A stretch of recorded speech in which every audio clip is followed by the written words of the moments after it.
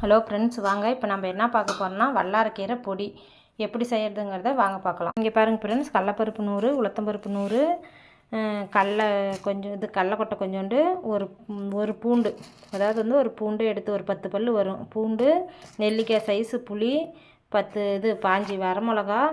இதில் பார்த்தீங்களா கருப்பு எள்ளு, வெள்ளை எள்ளு, ஜீரகம், முந்திரி, கடலை 3ம் சேர்த்து வறுத்து வச்சுக்கிறேன். மிளகு பாருங்கள், இந்த மாதிரி மிளகும் போட்டு இதெல்லாம் சேர்த்து ஒட்டுக்காக வறுத்து வச்சுருக்கிறேன். முந்திரியும் போட்டால் டேஸ்ட்டாக இருக்கும். அதனால் இது வந்து கொத்தமல்லியை வறுத்து தூள் பண்ணி வச்சுருக்கிறேன். ஏன்னா நல்லா மையாதுங்கிறதுக்கோசரம் தூள் பண்ணி வச்சுருக்கிறேன்.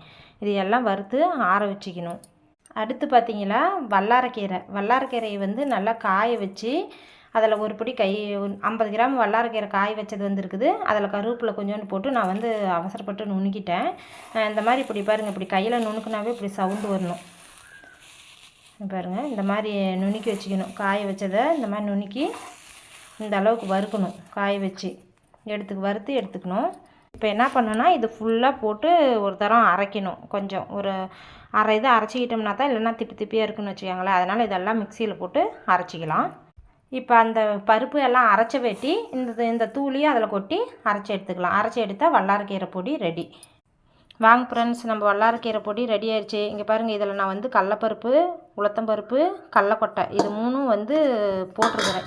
எதுக்கோசரம்னு பார்த்தீங்களா, நம்ம சாப்பிடக்குள்ளே நல்லா வாய்க்கு வரும்னு கிடைக்குங்கன்னு வச்சுக்கோங்களேன். நல்லாயிருக்கும், டேஸ்ட்டாக இருக்கும்.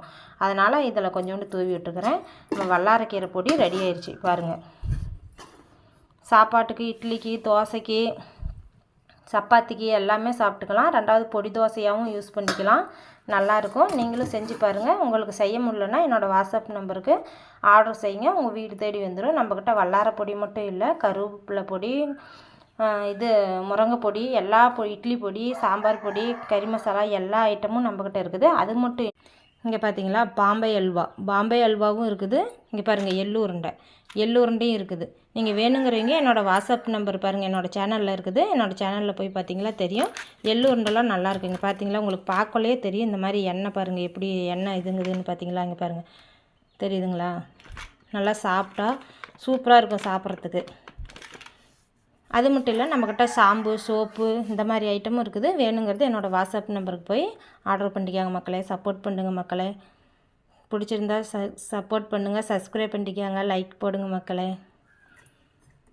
பார்த்தீங்களா, இது என்னன்னு தெரியுங்களா, இது கருவேப்பிலை மிட்டாய்.